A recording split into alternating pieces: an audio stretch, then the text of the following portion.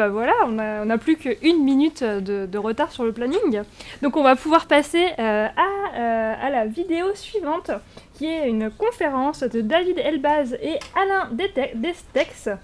Donc David Elbaz qui est astrophysicien au CEA, et Alain Destex qui est neurobiologiste, qui travaille à Neurospin à Paris-Saclay, qui vont nous parler des similarités entre l'univers de l'astrophysique et l'univers des neurones.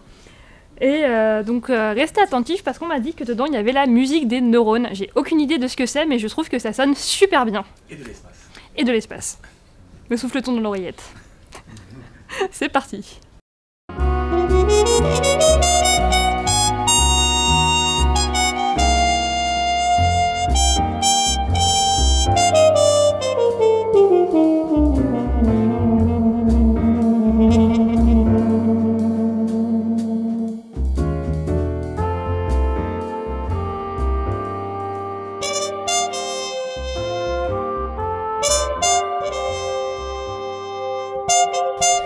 Bonsoir, on continue la nuit du Big Bang au Big Bang et nous avons le grand plaisir d'accueillir deux collègues qui viennent d'organismes très prestigieux, le CNRS et le CEA, dans le périmètre Paris-Saclay. Je vous présente Alain, bonsoir Alain. Bonsoir. Et David, bonsoir David. Bonsoir. Elles vont nous parler de choses dont ils vont nous donner la teneur et vous allez voir, c'est assez épatant et extraordinaire. Alain, je te laisse la parole. Merci. Donc vous allez entendre parler aujourd'hui de la part de David et de moi de sciences de l'univers et de neurosciences.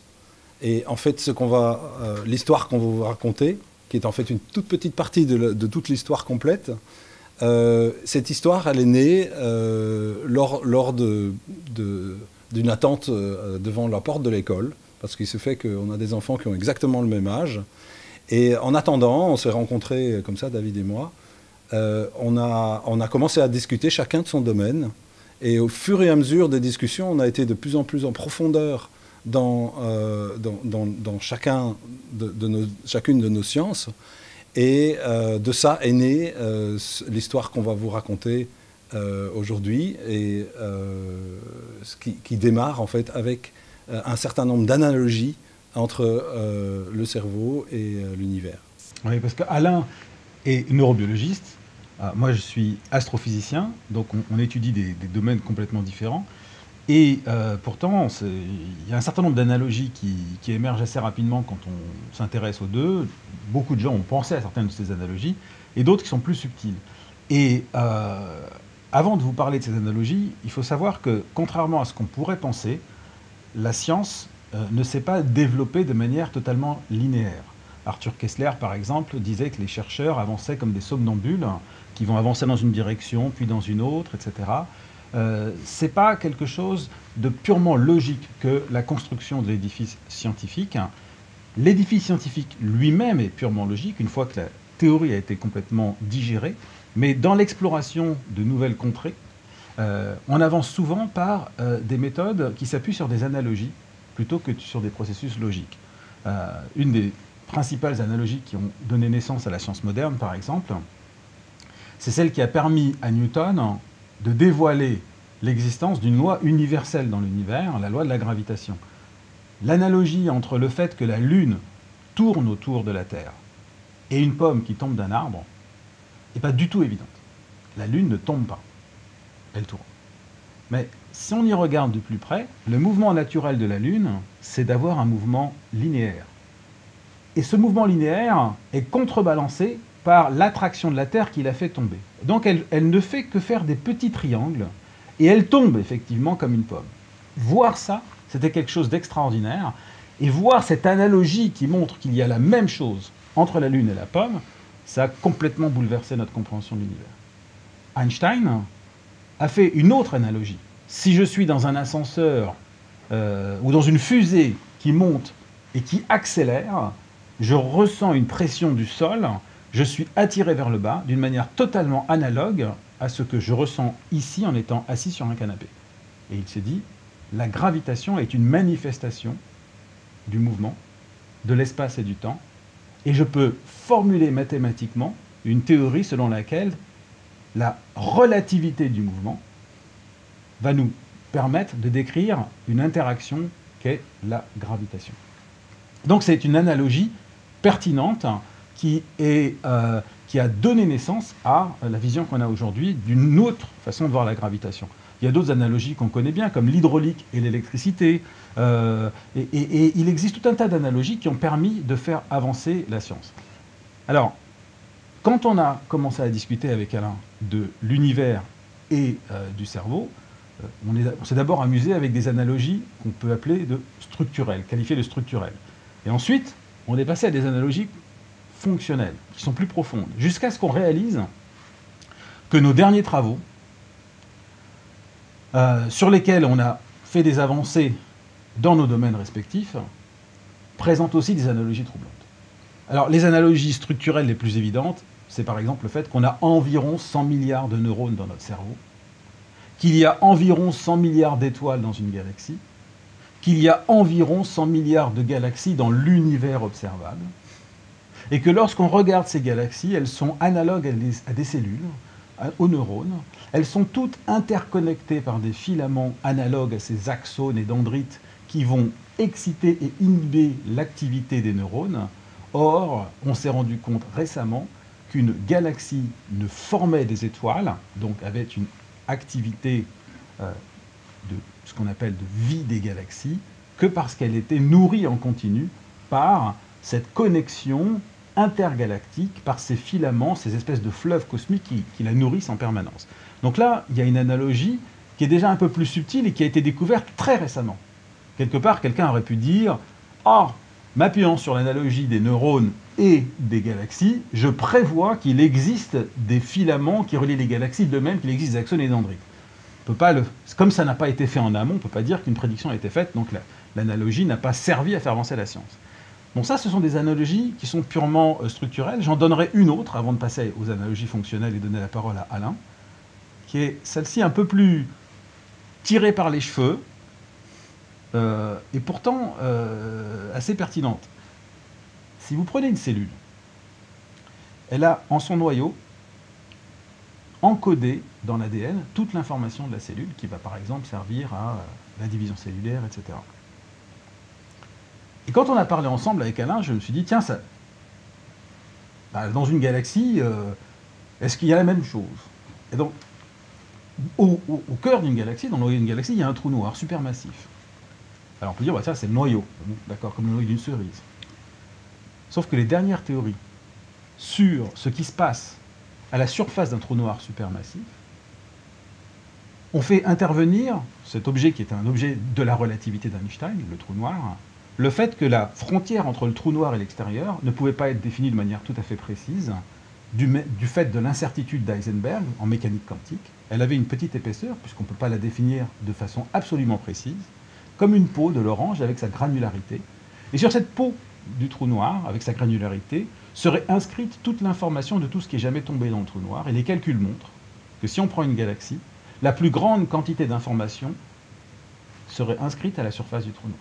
Et donc le noyau d'une galaxie contient plus d'informations que tout le reste, de manière analogue à la cellule. Qu'est-ce qu'on en fait? C'est une autre question, mais c'est déjà une analogie qui était née de... Enfin, on a réfléchi... L'idée de trouver le fait qu'il y a de l'information sur les trous noirs, c'est quelque chose qui a été fait en parallèle par ailleurs, mais j'ai trouvé que c'était intéressant de partir du neurone pour arriver là, et donc on s'est dit, allons plus loin, essayons de voir comment ça fonctionne. Et donc maintenant, on va vous parler d'analogies un peu plus subtiles, des analogies fonctionnelles. Dans les neurosciences, il y a quand même une différence. On vous parle beaucoup de similarité entre les deux domaines, mais il y a quand même une différence fondamentale avec les sciences de l'univers, c'est que les neurosciences sont beaucoup plus jeunes pas que l'univers, mais que les sciences de l'univers. C'est-à-dire que on a commencé à enregistrer l'activité des neurones relativement tard par rapport aux observations astronomiques qui ont été faites déjà il y a plusieurs siècles, etc.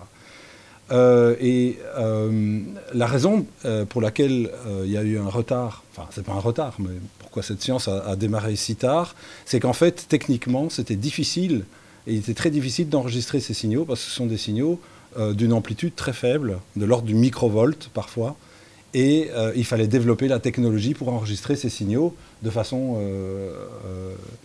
de façon à pouvoir les analyser.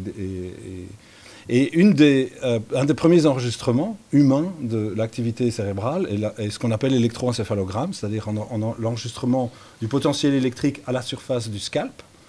Et la première personne qui a publié les premiers enregistrements d'électroencéphalogramme chez l'homme, c'est Hans Berger, et ça date du siècle passé. C'est-à-dire que ça n'a même pas 100 ans actuellement.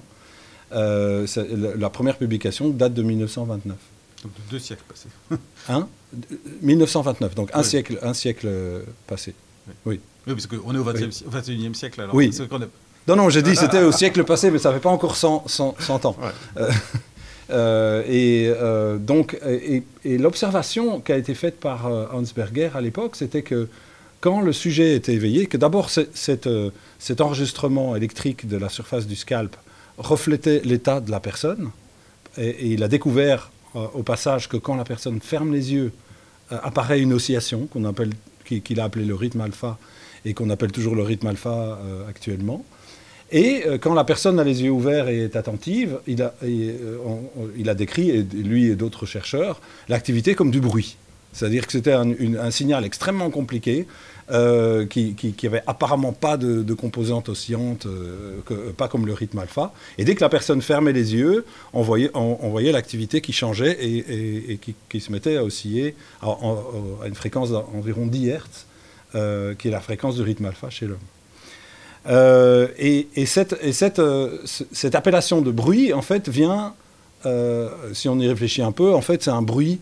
Le terme bruit est en fait une preuve de notre ignorance. C'est-à-dire qu'on appelle bruit, on pourrait dire, c'est un signal qui est trop compliqué et je ne suis pas capable de le comprendre. Donc je l'appelle bruit. Je mets ça dans une catégorie bruit. Et ce n'est que plus tard, en examinant ce bruit, qu'on s'est rendu compte qu'en fait, il existait une structure dans ce bruit. Et qu'il existait une certaine cohérence, et que ce bruit pouvait nous donner des informations extrêmement intéressantes sur le cerveau. Et vous allez entendre tout à l'heure qu'il y a une très, très jolie analogie avec l'univers sur le bruit cosmique. Et pour illustrer ça, je vais vous faire écouter une musique. Alors comment est-ce que cette musique a été faite? Pourquoi d'ailleurs faire de la musique? Techniquement, on est capable aujourd'hui, et encore depuis relativement récemment, d'enregistrer une centaine, voire un millier de neurones en même temps. Et donc se pose la question, quand on a une telle quantité de données, comment est-ce qu'on représente ces données? Est-ce qu'on les représente sans signaux de neurones sur un oscilloscope? Bonne chance. 1000, c'est juste impossible. Et donc comment est-ce qu'on fait pour voir une structure dans cette activité? Eh bien, il se fait que notre système auditif est entraîné à faire ça. On est tous entraînés à écouter un orchestre, avec parfois 100 instruments, même plus. Et évidemment, on entend la symphonie collective de cet orchestre. Et là, ce que je vous propose, c'est d'écouter la symphonie collective que les neurones nous jouent, en utilisant l'audition pour voir dans l'activité des neurones. Comment est-ce qu'on a fait ça? C'est-à-dire qu'on a utilisé des synthétiseurs, on a pris l'activité des neurones, et chaque fois qu'un neurone émet un potentiel d'action, on a demandé au synthétiseur de jouer un son. Donc ça se fait de façon électronique, évidemment, en faisant de la programmation. Et on obtient comme ça un portrait des différents neurones qu'on peut mettre ensemble, et on peut écouter s'il y a quelque chose ou si on va entendre juste du bruit. Donc je vous propose d'écouter cette musique, et on va donc ça, là vous voyez sur cette dia un exemple de quelques neurones qui ont été transformés, je dirais, en musique, et certains neurones ont été choisis parce que certains avaient une rythmicité qui était plus forte que d'autres. Et évidemment, on a choisi ceux-là pour la section rythmique et pour les basses, les batteries, etc. Tandis que ceux qui déchargeaient beaucoup plus rarement, on les a utilisés pour faire la section mélodique. Donc évidemment, c'est une subdivision qui est arbitraire. On l'a choisi pour que l'ensemble ressemble à quelque chose au niveau musical. Et dans la séquence musicale que vous allez entendre, en fait, il y a deux parties. La première partie, on a respecté strictement le temps entre les neurones, l'un par rapport à l'autre. C'est-à-dire qu'on a joué les neurones tels qu'ils jouaient leur partition, si vous voulez, dans la réalité. Et puis il y aura un petit silence et vous allez entendre une deuxième partie. Et là, on s'est un peu amusé. C'est-à-dire que là, ce qu'on a fait, c'est qu'on a toujours utilisé des séquences qui sont naturelles, mais là, on a choisi dans les différents neurones des moments où ils jouaient un truc qui était sympa, et on en a fait ce qu'on appelle une boucle. Et on a rejoué cette boucle plusieurs fois. Alors évidemment, quand on fait ça, on casse le temps. C'est-à-dire que les neurones jouent toujours leur partition, mais ils ne la jouent pas comme ils la jouaient en même temps dans le cerveau. Donc, et vous allez voir que dans cette deuxième partie, évidemment, ça ressemble plus à la musique qu'on écoute tous les jours. Et donc voilà, écoutez donc la première partie.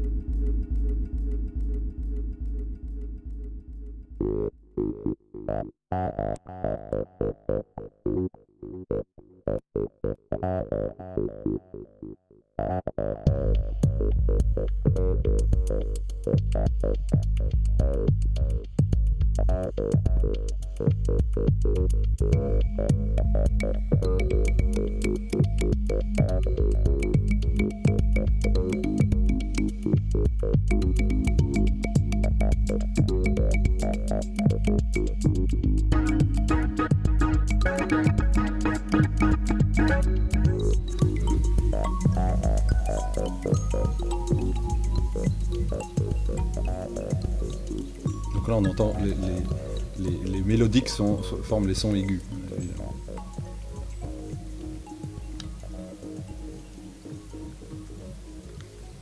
Ok, merci. J'espère que je vous ai convaincu que cette activité n'est pas de bruit et qu'il y a quand même une structure, même si cette structure n'est pas...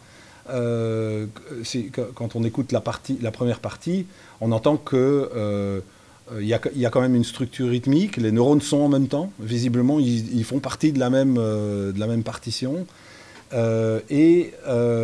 Par contre, c'est complètement apériodique, c'est-à-dire que c'est pas comme la musique actuelle dans la deuxième partie, par exemple, où il y a des répétitions, c'est-à-dire que par exemple il y a un rythme qui se répète tout le temps, par exemple le jeu de basse, le jeu de batterie, etc. Dans les neurones, si on les prend à l'état naturel, ça ne se répète jamais. Ce qui fait d'ailleurs que la musique est intéressante, parce qu'on ne s'en lasse pas quand on la réécoute plusieurs fois, on n'est pas ennuyé. Eh bien, vous allez voir, je vais passer la parole à David, vous allez voir que dans l'univers, l'analyse du bruit a aussi été très très informative sur l'origine de l'univers. Oui, moi je me lasse pas d'écouter cette musique des neurones. Je trouve ça extraordinaire de savoir que même quand on pense qu'il ne faut pas oublier d'éteindre le four, c'est ça qui se joue dans notre cerveau.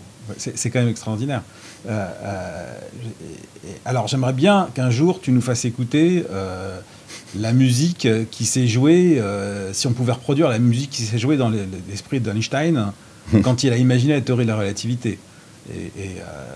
Est-ce qu'on pourrait voir la différence? En tout cas, ce qui s'est passé à l'échelle de l'univers présente une analogie qui est vraiment troublante avec ce que vient de dire Alain, parce que en 1965, on sait tous que deux astronomes, Arno Penzias et Robert Wilson, travaillaient pour la société Bell de télécommunications sur une antenne qui était censée entendre de l'émission radio pour faire une communication avec des satellites que eux voulaient utiliser pour observer l'univers dans le domaine radio. ils ont capté un bruit de fond.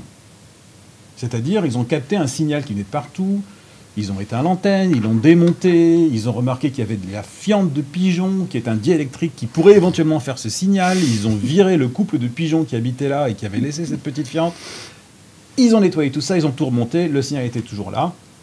C'est le fameux bruit de fond du Big Bang. Alors, ça s'est appelé un bruit parce que, de la même manière que ce que disait Alain avec l'électroencéphalogramme, on a capté de toutes les directions du ciel un signal qui était l'équivalent d'un bruit. Plus récemment, avec des expériences ballons, puis avec le satellite WMAP américain et la mesure ultime avec le satellite Planck européen, ce bruit est devenu musique. C'est-à-dire que dans ce signal-là, on s'est rendu compte que chacune des informations, c'est un signal électromagnétique qui vient de la lumière, mais qui transcrit, qui nous apporte comme information via la lumière une véritable résonance mécanique de son qui existait dans l'univers 380 000 ans après le Big Bang, des résonances, des harmoniques, avec des fréquences précises qui vont donner naissance aux structures de l'univers, les étoiles, les galaxies, les amas de galaxies, et la partition qu'on peut lire sur ce fond diffus cosmologique de l'univers. Alors, je vais mettre mes lunettes pour voir si... voilà. Je vais montrer ici, dans un premier temps, cette télévision qui vous montre ce qu'on pouvait voir à l'époque où on avait des télévisions à tube cathodique où on recevait une neige blanche et quelques-unes de ces particules ont été émises par des photons qui viennent de ce bruit de fond cosmologique. On ne savait pas que nos télévisions étaient des objets d'astrophysique fantastiques. Et puis, maintenant, ce que je vous montre ici, c'est une image qui vous montre 3 fréquences différentes de ce fond diffus cosmologique qui ont été mesurées par 3 satellites différents, COBE, WMAP et Planck, qui sont des fréquences différentes, qui sont toutes ces sonorités, qui vont donner naissance à toutes les structures qui sont équivalents aux notes aiguës et graves d'une musique. Et ces résonances-là sont nées des mouvements de la matière oscillantes, couplés à la lumière, et nous sont arrivés via la lumière parce que lorsque la matière se concentre, elle est plus chaude, lorsqu'elle se dilate, elle est plus froide, et ce qui est plus chaud fait plus de lumière. Il se passe exactement la même chose à la surface du Soleil. Il y a des vibrations qui viennent de l'intérieur, le Soleil est une source de lumière, mais on ne peut pas voir dans le Soleil. Et on perçoit l'intérieur du Soleil en regardant les vibrations à la surface du Soleil, qui vont faire des variations de température, qu'on capte avec nos télescopes, et on peut retranscrire ces vibrations comme une information des mains qui frappent à la surface de la peau d'un tambour qui est la surface du Soleil. Et bien là, c'est la même chose, c'est un autre tambour, une autre peau qui est autour de nous, ce qu'on appelle l'horizon cosmologique, qui est loin dans le temps, parce que c'est loin dans l'espace.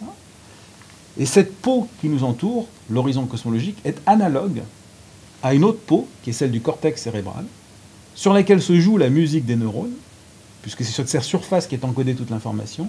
Il y a une autre analogie, qui est une autre surface, c'est celle de l'univers, et le bruit de fond est devenu musique. Et vous allez voir que quand on va décoder encore plus finement l'information qui se trouve dans cette musique, qui joue la musique, quelle musique est jouée, l'analogie entre le cosmos et le cerveau devient encore plus troublante.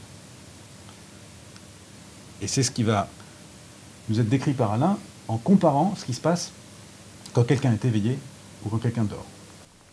Exactement. Et en particulier, ce qu'on appelle, qui est dans le cerveau, l'activité spontanée. C'est-à-dire le fait que le cerveau est toujours en activité, dans un état, disons, normal. C'est ce que je vais vous illustrer aussi par la musique tout à l'heure. Mais simplement, avant ça, je voudrais dire que là aussi, quand la recherche a commencé, on était parti sur une mauvaise hypothèse. Comme l'hypothèse du bruit, c'était pas vraiment du bruit. On avait une vision du cerveau au début qui était une vision comme si le cerveau ne faisait rien quand il n'y avait rien à faire, en gros. Et l'analogie de ça, c'est que c'est un muscle, par exemple. Si vous regardez le muscle de mon bras, si mon bras ne fait rien, et si j'enregistre l'activité de mon muscle, en gros, je vais voir rien. hein. Le muscle ne fait rien, donc il est au repos.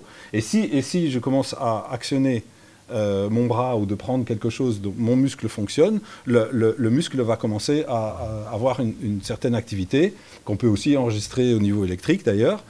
On avait un peu une image du cerveau un peu comme ça. Et il se fait que la région du cerveau qui commande les muscles, qui s'appelle le cortex moteur, on avait une idée, par exemple, du cortex moteur, que quand il n'y avait pas de mouvement, eh bien, le cortex moteur était silencieux.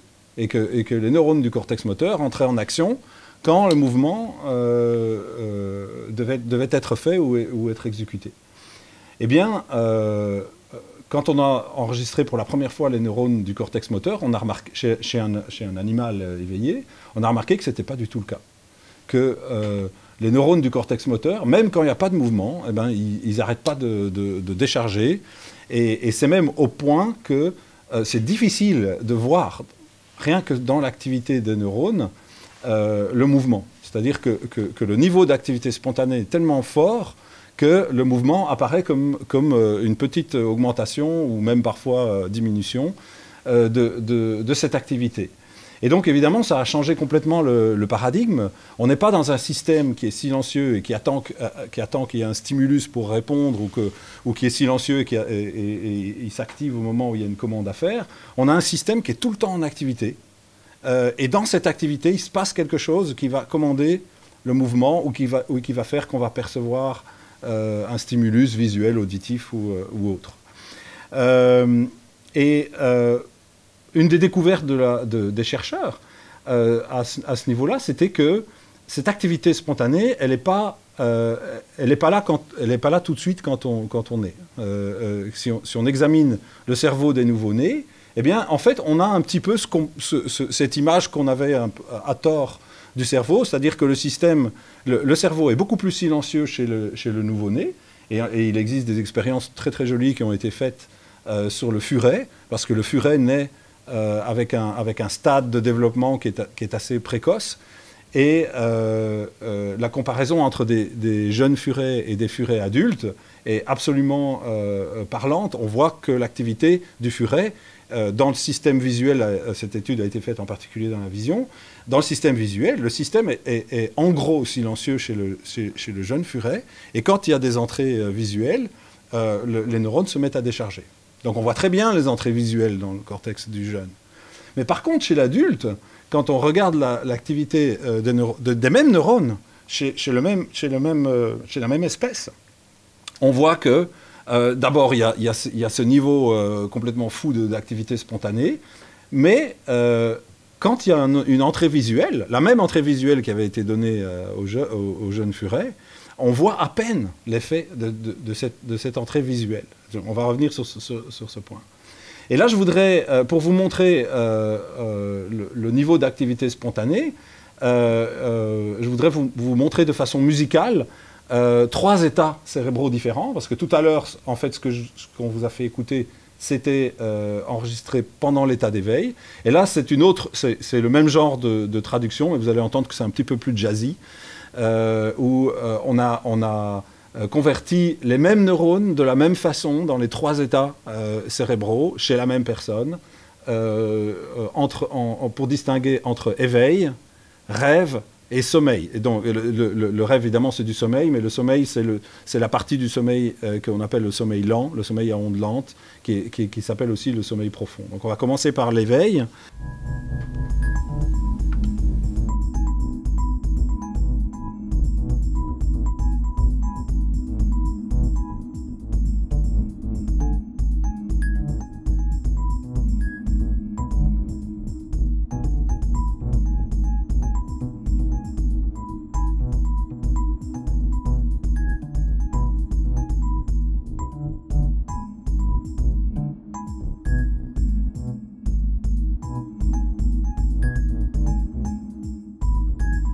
Personne qui rêve.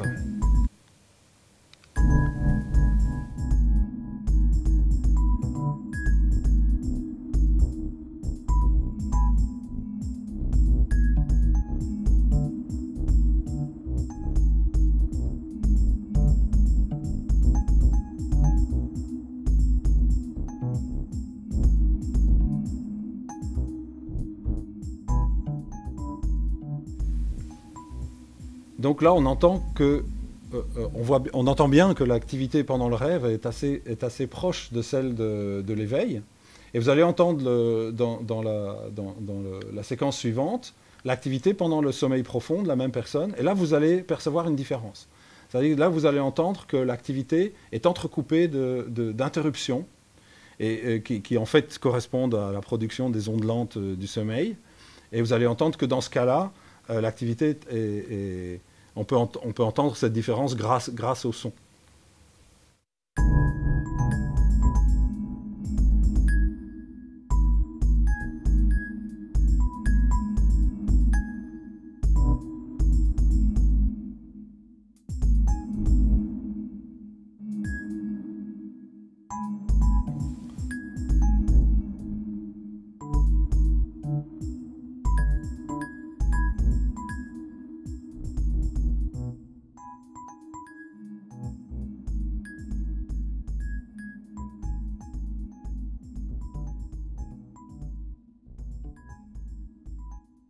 Et merci pour les séquences sonores. Donc, vous avez entendu que l'activité chez le sujet qui rêve ou le sujet qui est éveillé est proche. Et en fait, il s'agit de cette activité spontanée, puisque dans ces états-là, le sujet ne recevait pas de stimuli sensoriels de façon active.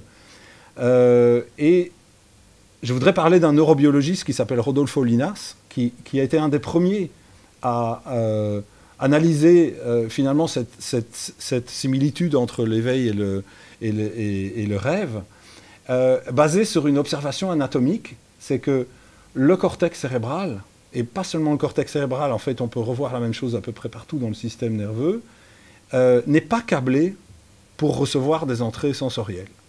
C'est-à-dire que si on regarde, même dans les zones qui reçoivent des organes des sens, comme par exemple le cortex visuel reçoit l'information visuelle au travers d'une minorité des fibres. Il se fait que ça représente quelques pourcents des fibres qui représentent l'entrée, l'input, si vous voulez, du cortex visuel.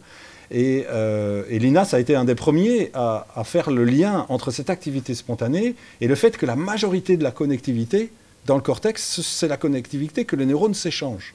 Donc c'est comme si le système avait été pré-câblé pour organiser cette récurrence, cette activité spontanée, que les neurones s'envoient l'un l'autre et se parlent dans un langage que, évidemment, on est toujours occupé à essayer de décoder.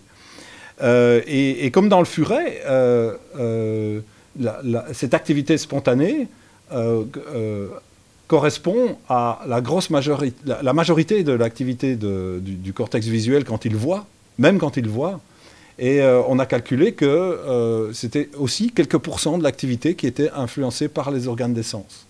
Il y avait environ 95% de l'activité des neurones qui sont dû à cette activité spontanée. Et vous allez entendre, je vais passer la parole à David, vous allez entendre que dans l'univers, on a des chiffres qui ressemblent drôlement à ça. Oui, dans l'univers, donc là je vous montre une image qui présente un peu une analogie entre des images du cerveau et de l'univers. C'est deux sphères, en fait, le cortex cérébral et puis l'horizon cosmologique. Il se passe quelque chose d'assez similaire. Donc, quand on essaye de décoder la musique de l'univers, un peu comme quand on a décodé la musique du cerveau. Dans ce que dit Alain, pour une façon avec laquelle je retiens ce que dit Alain, c'est par exemple le fait que quand je regarde cette table, je reçois des stimuli qui viennent de la lumière qui réfléchit sur la table. Je vois un carré, je vois une couleur blanche, je vois des pieds noirs, et je reçois que du noir, du blanc et une forme carrée. Mais qu'est-ce que je déduis de ça?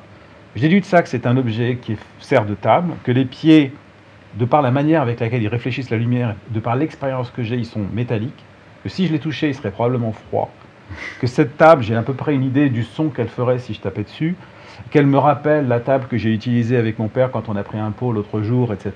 Et en fait, la majorité de l'information que j'ai autour de cette table vient de projections internes de cette activité spontanée, de ce mode par défaut, qui vient de tout ce que j'ai acquis au cours du temps, alors que l'enfant, lui, n'a pas encore. Et seule une toute petite partie de ce qui est, de ce que je perçois, vient de mes sens. Si les extraterrestres étaient parmi nous, et ils avaient une forme de table, eh bien on serait incapable de les voir. Alors, dire que les extraterrestres sont sous des formes de table dans les salles comme ici, c'est un peu exagéré, mais nous, dans nos images astronomiques du ciel, on réalise souvent des années après qu'il y avait là quelque chose, comme par exemple un fantôme de galaxie, une lentille gravitationnelle, qui était sur l'image, mais qu'on a vu que bien plus tard, une fois qu'on a changé le câblage. Et donc, il y a des découvertes qu'on fait avec des nouveaux télescopes, il y a des découvertes qu'on fait en essayant de voir à quel point notre contexte théorique est le bon ou pas le bon. Ça, c'est quelque chose de fondamental. Alors, il se trouve que quand on regarde l'univers, quand on essaie de percevoir ce qui fait l'univers, on reçoit de la lumière. Cette lumière présente l'avantage qu'elle est codée. Il y a des absences de lumière, de l'absorption, des excès de lumière, de l'émission, qui sont caractéristiques d'atomes, de molécules, d'ionisation, on perd ou on récupère des électrons, du gaz, des étoiles, qui nous donnent des informations sur l'âge, sur la quantité de poussière, d'éléments lourds qui sont nés, des traces fossiles, etc. Et on décode tout ça, ça devient un poème, ça devient un roman, ça devient l'histoire de l'univers.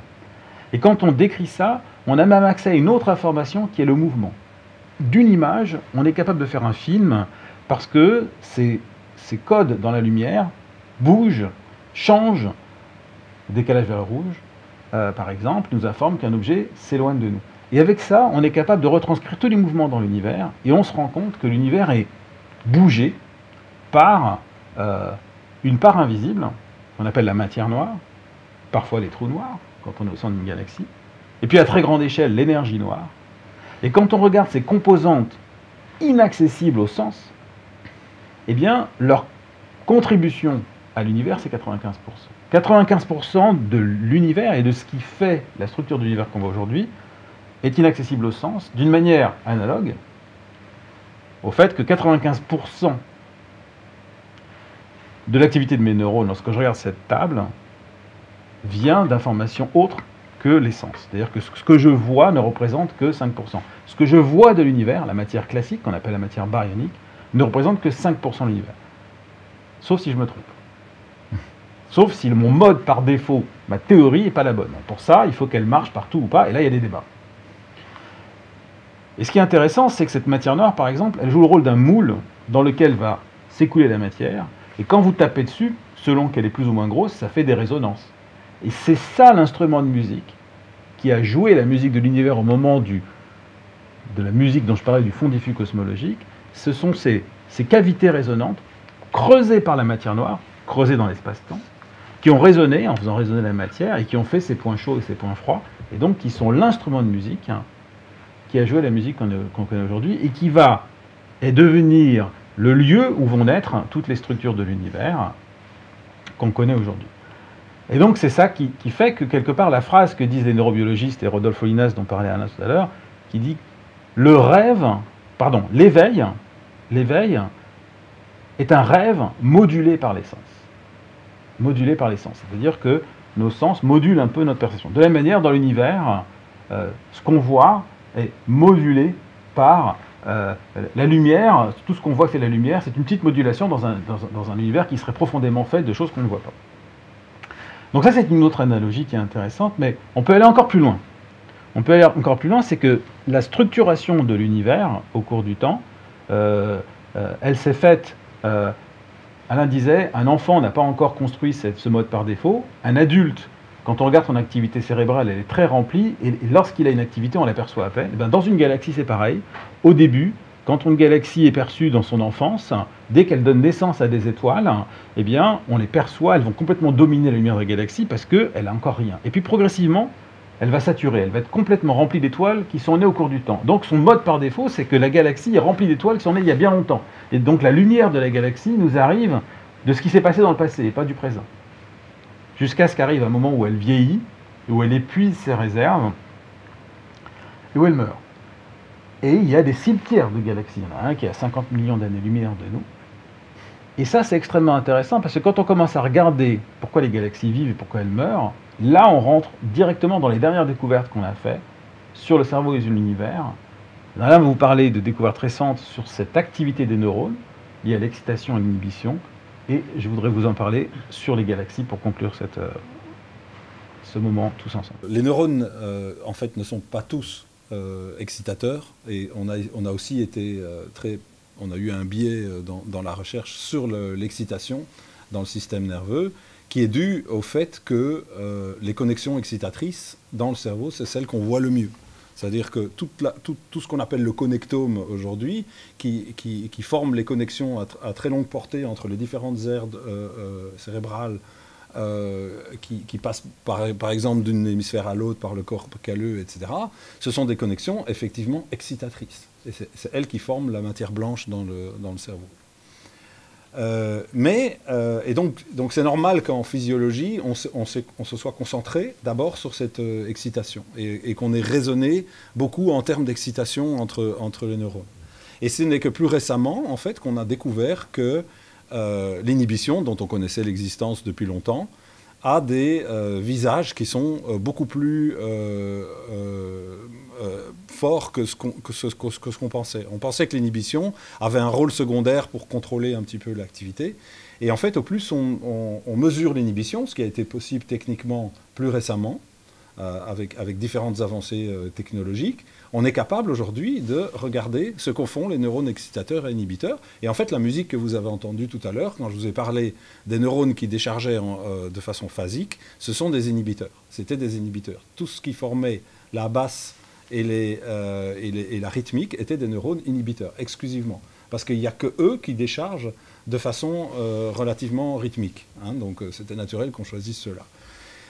Mais au-delà des aspects mélodie de cette activité, il y a un aspect qui est fondamental, c'est que quand on enregistre un neurone, si on arrive à séparer l'excitation de l'inhibition de tout ce qu'il reçoit des autres neurones du réseau, on voit qu'il y a un équilibre presque parfait entre l'excitation et l'inhibition. Et on a découvert plus récemment qu'en fait, cet équilibre est fondamental dans la façon dont les neurones contrôlent leur décharge. C'est-à-dire que si le neurone reçoit un excès d'excitation, il peut émettre un potentiel d'action, mais il peut aussi émettre un potentiel d'action s'il y a une pause d'inhibition. C'est-à-dire que si vous imaginez qu'il y a un mélange d'excitation et d'inhibition qui maintiennent le neurone à un certain niveau, si la partie inhibition baisse, eh ben, le système va monter et va arriver au point de décharge. Et donc ce mode, ce qui a commandé la décharge, c'est le réseau inhibiteur, ce n'est pas le réseau excitateur.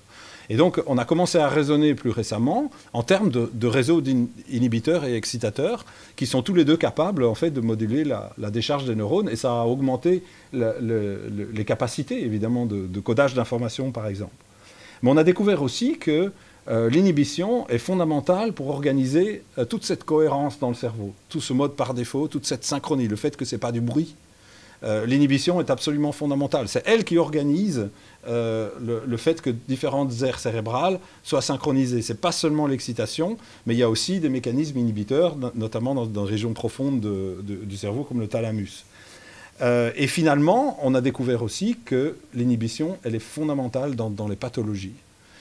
Et dans certaines pathologies cérébrales, l'inhibition, justement, ce contrôle de l'inhibition en empêchant l'excitation de monter trop, vous imaginez bien que s'il y a un petit problème dans l'inhibition, on va avoir un système qui va tout de suite avoir tendance à exploser et avoir de l'excitation exagérée ou paroxystique, comme on dit.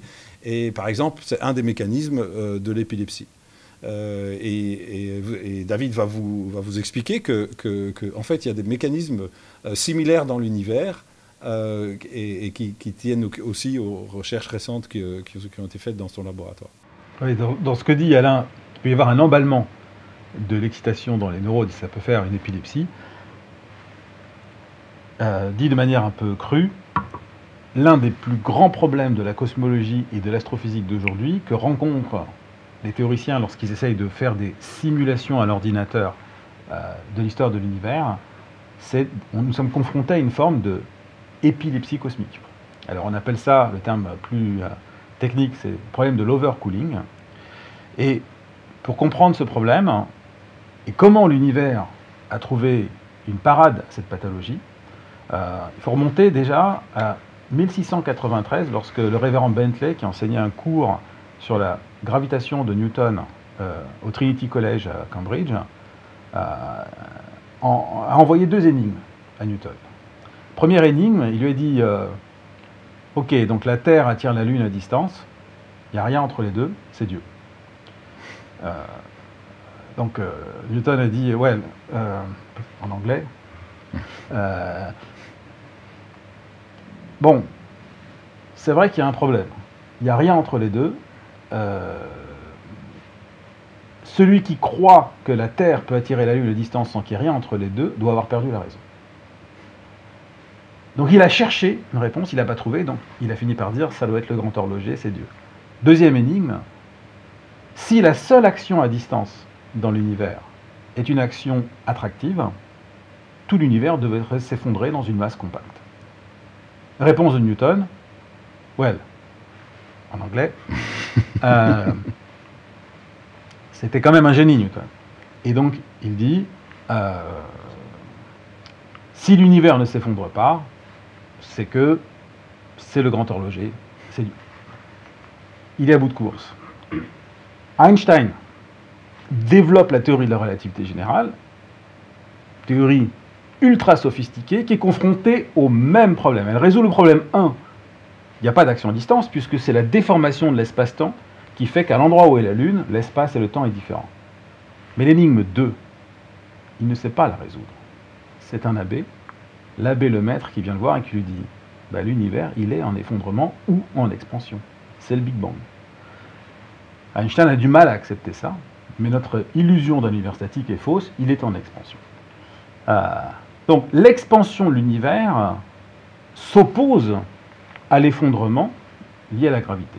Et donc, quelque part, on a une solution à l'énigme de Bentley.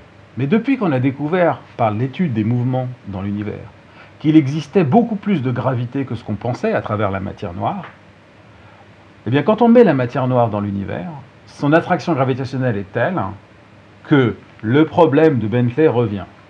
L'univers devrait, en quelques centaines de millions d'années, avoir converti toute sa matière classique en étoile. Or, ce n'est pas le cas.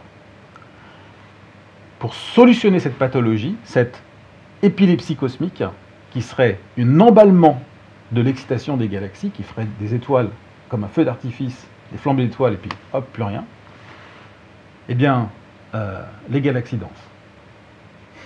Elles tournent sur elles-mêmes. Elles font des spirales, et la rotation, l'inertie, s'oppose à la gravité. Et si la Voie lactée ne dansait pas, comme un derviche tourneur, toute la matière interstellaire aurait formé des étoiles. La preuve, c'est que si vous allez à 50 millions d'années-lumière d'ici, vous allez voir un cimetière de galaxies qui ne dansent plus, elles sont toutes mortes. Elles ne forment plus d'étoiles. Lorsqu'une galaxie arrête de danser, elles ne font plus d'étoiles. Lorsque la Voie lactée fusionnera avec les galaxies Andromède, ça va briser la danse des galaxies et elles vont probablement se transformer en une galaxie elliptique qui ne formera plus d'étoiles. Donc ça, c'est la première réponse à grande échelle. Puis à plus petite échelle, il y a ce qu'on appelle le feedback.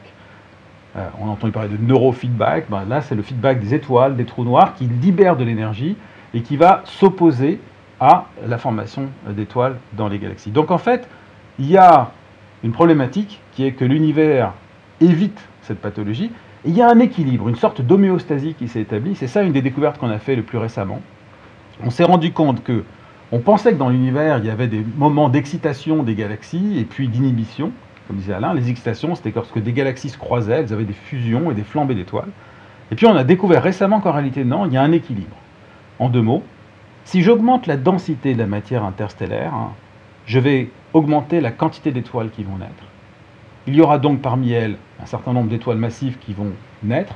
Il va y en avoir d'autant plus que j'augmente la densité. Ces étoiles massives vont exploser sous la forme de supernovae qui vont faire des chocs, qui vont diminuer la densité de gaz et qui vont diminuer la formation d'étoiles. Et donc, on va avoir une rétroaction qui fait qu'on augmente la densité, puis une réaction qui diminue la densité. Si je diminue la densité, il y aura moins de formation d'étoiles, moins de supernovae, et donc la gravité va pouvoir agir et de nouveau concentrer la matière. Et en fait, cet équilibre-là, entre ce qui empêche la gravité et la gravité, fait que les galaxies vont avoir un certain équilibre, l'homéostasie, ce qui fait que dans notre corps, on garde la même température constante. Les galaxies ont cet équilibre universel. Donc de la même manière que dans le cerveau, il y a un équilibre qui est fait et qui participe à notre état naturel, de la même manière, dans tout cet ensemble avec ces instruments de musique que sont la matière noire, cette matière qui fait la lumière, des étoiles, etc., se créent des lois d'échelle, une universalité dans les galaxies mais qui fait intervenir des composantes qu'on ne voit pas, la matière noire, l'énergie noire, qui n'existe peut-être pas, et ces filaments dont je parlais tout à l'heure, qui relient les galaxies, dont on pense qu'ils existent, mais dont on n'a pas une preuve directe observationnelle, qui fait qu'aujourd'hui, on se demande avec Alain si on ne pourrait pas encore plus tirer les fils de cette analogie pour se guider un peu dans nos recherches futures, mais ça, c'est pour une autre nuit.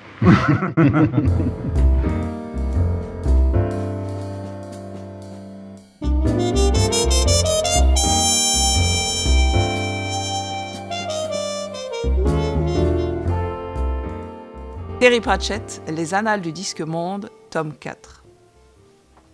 À quelle heure vous avez votre coucher de soleil par ici? Bon, en général, on arrive à le caser entre le jour et la nuit. Bonsoir à tous, c'est Étienne Ledollet qui reprend l'antenne pour le moment. Nous allons continuer avec donc les dessins qui ont été faits. Nous allons donner la parole à Pacman. Oui, donc j'ai illustré le thème précédent qui était voilà, c'est des neurones aux étoiles. Donc c'est texto, littéralement.